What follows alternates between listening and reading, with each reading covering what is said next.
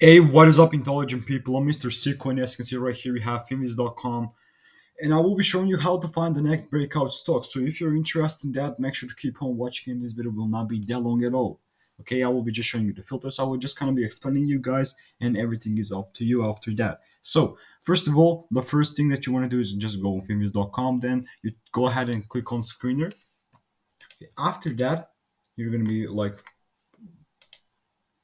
you're gonna go on this windows right here. I don't go from descriptive to fundamental and technical. I just simply like to go on all. Like that's how I do it. After that, I will be looking for stocks that are under $10. So that's what we like. That's what we want to do to put the price to be under $10. After that, we are going to be using the technicals. Okay, some of the technicals in it will be the 200-day simple moving average and the 50-day simple moving average. What does the 200-day simple moving average mean?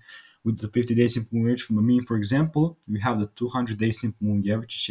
Just shows you the last 200 trading days candles, and they're just kind of average down. You feel me? So yeah, it will just kind of show you a rough understanding. If the price is above that line, above that simple moving average line, it is in a bullish trend. And if even if it's slightly above, like it is even in a bullish trend, but that's why we have a lot of these moving averages. But if it's below that, it is in a downtrend. So you want the price to be above the estimated 200, and of course the same thing goes with the 50-day simple moving average too. So right now we have a kind of a rough understanding of the price. That the price, the stocks that we're going to be looking at are going to be bullish, okay, and the number is cut down to 414 stocks.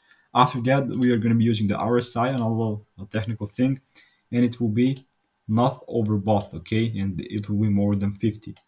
What does the ever oh my god, what does the RSI mean?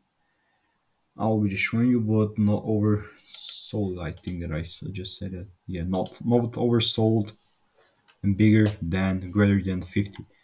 What does the RSI mean? As you see, it says it's the relative strength index. It says that the relative strength index is a technical analysis oscillator showing the price trend by comparing upward and downward close to close movements. So not oversold. We don't want stocks that are just that oversold, but just to be over like 50. The 50 was in the middle of the RSI, but yeah. And then the last thing that we're going to be filling will be the current volume. For the stocks that are about to break out, we want to use the current volume, and we want liquid stocks. I would say that, okay? Liquid stocks and just over 200K. We're left with only 90 stocks. Then also I will be using the 20-day simple moving average and want the price to be above the estimate 22. And we're left with only 78 stocks. So now you can go on with the charts, go ahead, try it with yourself. Just go ahead, screenshot this, and it is absolutely that it for today's video. So I hope you liked it. Peace out. Go try it out for yourself. I'm not a financial advisor, and have a great day for the rest of your day. Bye.